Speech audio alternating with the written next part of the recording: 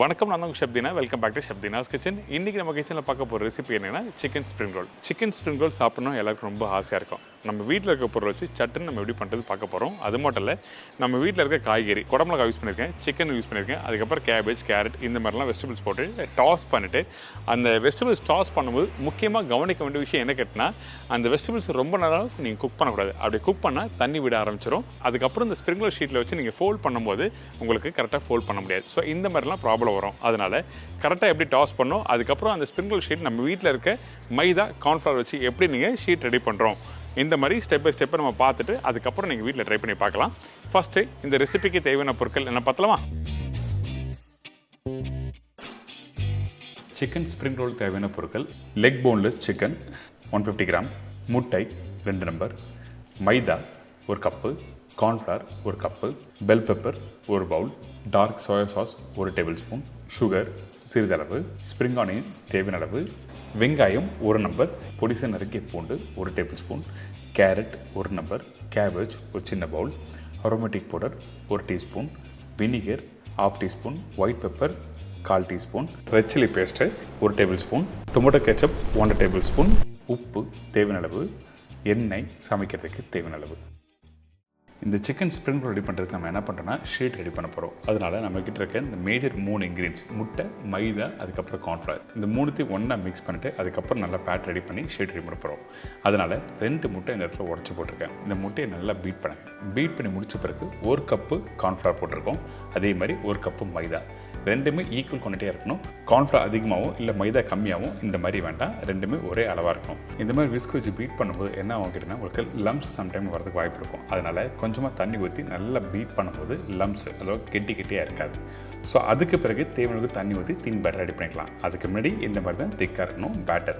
அப்போ தான் ஈஸியாக உங்களுக்கு பீட் பண்ணுறதுக்கு நல்லாயிருக்கும். பார்த்தீங்களா, இப்போ அந்த லம்ஸ் இல்லாமல் கரெக்டாக ரெடியாக இருக்குது. நீங்கள் கரண்டில் எடுக்கும்போது அந்த பேட்டர் கரெக்டாக வந்திருக்கும். இதுக்கப்புறம் தேவையான தண்ணி ஊற்றி இதை திருப்பி நம்ம பீட் பண்ண போகிறோம். சரிங்களா?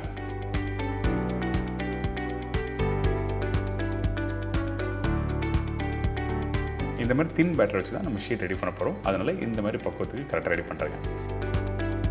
இதுக்கப்புறம் பைண்டிங் ஏஜென்ட் ரெடி பண்ண போகிறோம். அதாவது மைதாவும் கார்ன்ஃப்ளவரும் போட்டிருக்கோம். ஒரு 2 tablespoon cornflour, 1 tablespoon மைதா போட்ட பிறகு கொஞ்சமாக தண்ணி ஊற்றி நல்லா மிக்ஸ் பண்ணுறேங்க.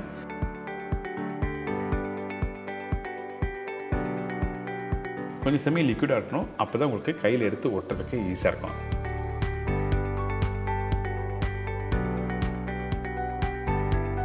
இந்த பைண்டிங் ஏஜென்ட்டை வந்து நம்ம நல்லா மிக்ஸ் பண்ணி எடுத்து வச்சிடும். இந்த மாதிரி பக்குவத்தில் கரெக்டாக இருக்கணும். சரிங்களா? ரொம்ப தண்ணியாக இருந்தாலும் நல்லா இருக்காது, ரொம்ப கெட்டியாகவும் இருக்கக்கூடாது.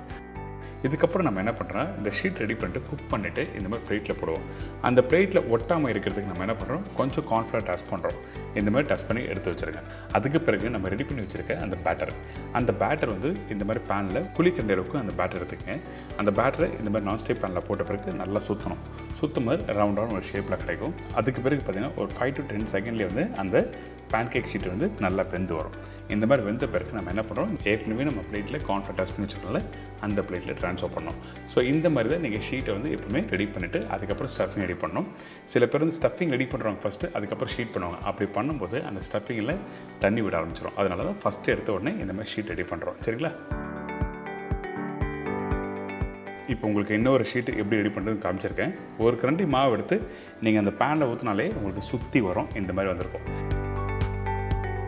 அந்த தின்னான ஷீட்டு ரெடியாக இருக்குது. இந்த மாதிரி மெலிசாக இருந்தால் தான் ஸ்ப்ரிங் ரோல் மடிக்கிறதுக்கு ஈஸியாக இருக்கும், உடையாது, அதே டைமில் கிறிஸ்பியாக இருக்கும். இதுக்கு பிறகு நம்ம என்ன பண்ணுறோம்னா, இந்த ஷீட் வந்து அன்ஷேப்பில் இருக்குது. ஸோ அந்த அன்ஷேப்பில் இருக்க இந்த ஷீட்டை வந்து நம்ம எல்லாமே ஒரே சைஸாக எடுத்துன்னு போகிறோம். அதனால் இந்த மாதிரி ஒரு பிளேட்டை வச்சு கட் பண்ண ஆரம்பித்தாங்க.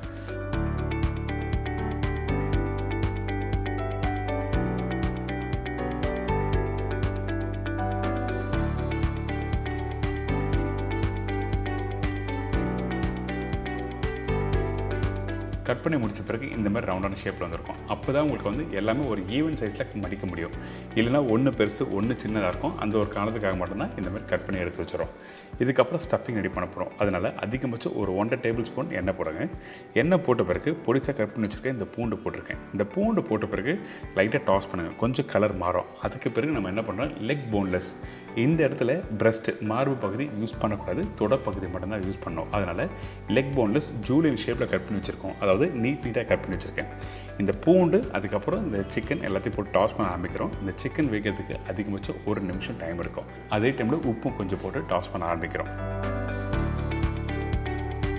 இப்போ உப்பு போட்டாச்சு. ஆல்மோஸ்ட் இந்த சிக்கனும் வந்து 60 to 70% அளவுக்கு வந்துருக்கு. இதுக்கப்புறம் நம்ம கிட்ட இருக்க எல்லா வெஜிடபிள்ஸ் போட போகிறோம். அதாவது வெங்காயம் போட்டிருக்கேன், பெல் பெப்பர்ஸ் போட போகிறோம், அதாவது 3 கலர் குடமிளகா போடுறோம், சிகப்பு, மஞ்சள், பச்சை. அதுக்கு பிறகு ஒரு கேரட்டு, இதுக்கப்புறம் ரெட் சில்லி பேஸ்ட்டு போட்டிருக்கோம். இந்த ரெட் சில்லி பேஸ்ட்டு எப்படி குக் பண்ணுறது சொல்லிட்டு நம்ம சேனலில் போட்டிருக்கோம். அதாவது சில்லி சிக்கன் பண்ணும்போது பண்ணியிருக்கேன்.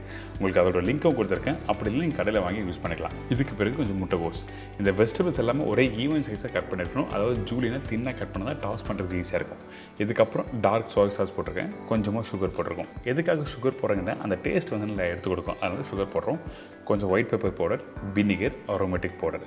நிறைய பேர் அஜினோமோட்டோ யூஸ் பண்ணுவாங்கல்ல, அந்த அஜினோமோட்டோக்கு ரீப்ளேஸ்மெண்ட்டாக நல்ல ஒரு டேஸ்ட் கொடுக்கறதுக்கு இந்த அரோமேட்டிக் பவுடர் யூஸ் பண்ணுவோம். இந்த அரோமேட்டிக் பவுடர் எங்கே கிடைக்கும்னு சொல்லி நிறைய பேர் கேட்டீங்க. அதோட லிங்க்கும் நான் கீழே கொடுத்துருக்கேன், ட்ரை பண்ணி பாருங்கள்.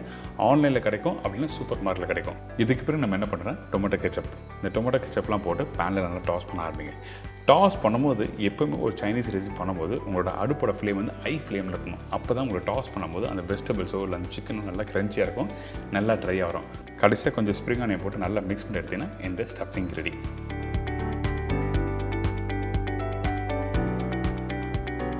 இப்போ இந்த ஸ்டஃபிங் ரெடி ஆகிடுச்சு. இந்த ஸ்டஃபிங்கை வந்து நீங்கள் அப்படியே கூட சாப்பிட்டு பார்க்கலாம், ரொம்ப நல்லாயிருக்கும்.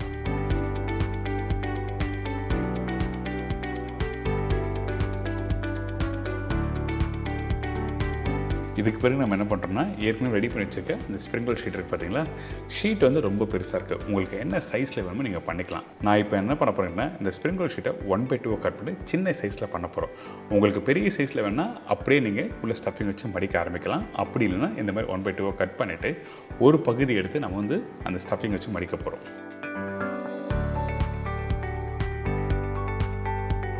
கட் பண்ண பகுதி உங்களை பார்த்த மாதிரி இருக்கணும். ரவுண்டாக இருக்க ஷேப்பை ஆப்போசிட்டில் இருக்கணும். அப்போ தான் அந்த ஸ்டஃபிங் வைக்கிறதுக்கு ஈஸியாக இருக்கும். இப்போ இந்த ஸ்டஃபிங் வந்து தேவையான அளவுக்கு 1 டேபிள் ஸ்பூன் அளவுக்கு இந்த ஸ்டஃபிங் வச்சுருக்கேன். அதே மாதிரி அந்த ரவுண்ட் ஷேப் இருக்குது பார்த்தீங்களா, அந்த ரவுண்ட் ஷேப் மேலே அந்த பைண்டிங் ஏஜெண்ட்டை இந்த இடத்துல வந்து அப்ளை பண்ணுறோம். எதுக்காகனா அப்போ தான் மடித்த பிறகு ஒட்டுறதுக்கு ஈஸியாக இருக்கும். 2 கார்னர் பகுதியும் இந்த மாதிரி மடிங்க. மடித்த பிறகு ரோல் பண்ண ஆரம்பிக்கிறோம். ரோல் பண்ணும்போது டைட்டாக வச்சு ரோல் பண்ணணும், லூஸாக விட்டு ரோல் பண்ணக்கூடாது. ஏன்னா அந்த ஸ்டஃபிங் வந்து டைட்டாக இருந்தால் தான் கரெக்டாக பேக் பண்ணுறதுக்கு ஈஸியாக இருக்கும். ஃப்ரை பண்ணும்போது உங்களுக்கு கிறிஸ்பியாக கிடைக்கும். இப்போ உங்களுக்கு தெரிஞ்சிருக்கும் எப்படி மடிக்கிறது. இப்போ மடித்து முடித்த பிறகு திருப்பி கொஞ்சம் லைட்டாக கார்ன்ஃப்ளவர் டச் பண்ணுறோம். இந்த மாதிரி டச் பண்ணிவிட்டு நீங்கள் ரோல் பண்ணும்போது ஒன்றோட ஒன்று ஒட்டாது. அதனால தான் இந்த மாதிரி கார்ன்ஃப்ளவர் போட்டு திருப்பி டச் பண்ணுறோம். இப்போ உங்களுக்கு தெரிஞ்சிருக்கும் எப்படி மடிக்கிறதுன்னு. கண்டிப்பாக ட்ரை பண்ணி பாருங்கள். ஒரு 2-3 வாட்டி நீங்கள் வீட்டில் ட்ரை பண்ணும்போது உங்களுக்கு ஈஸியாக இருக்கும்.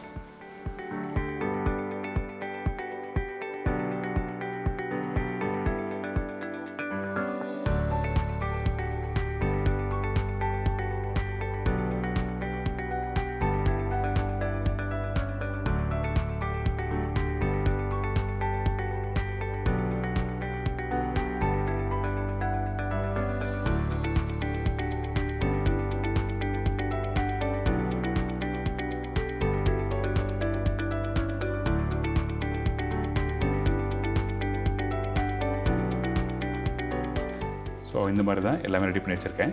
இப்போது எண்ணெய் கடாயும் சூடாக இருக்குது. இந்த எண்ணெய் கடாயில் போடும்போது கரெக்டான சூடு இருக்கணும். இதில் மைதா யூஸ் பண்ணியிருக்கோம் இந்த ரெசிப்பியில். இந்த மைதா அதிகமாக தான் பபுள்ஸ் மாதிரி வந்துடும். அதனால் நம்ம கரெக்டான எண்ணெய் சூட்டில் வச்சு நீங்கள் போட்டிங்கன்னா உங்களுக்கு கரெக்டாக வெந்து வரும்.